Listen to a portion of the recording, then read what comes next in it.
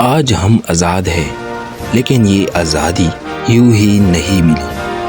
یہ قربانیوں، خوابوں اور ایمان کی طاقت کا نتیجہ ہے۔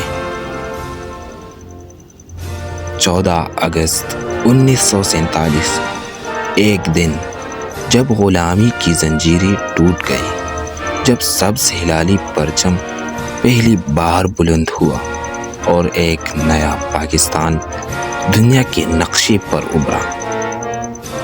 ہزاروں جانیں قربان ہوئی، لاکھوں لوگوں نے گھر بار چھوڑے، مگر ایک خواب کو حقیقت بنانے کے لیے سب کچھ وار دیا۔ آج یہ ہمارا فرض ہے کہ ہم اس خواب کی حفاظت کریں، اپنے وطن کو ترقی، ایمان، اتحاد اور قربانی کا گہوارہ بنائیں۔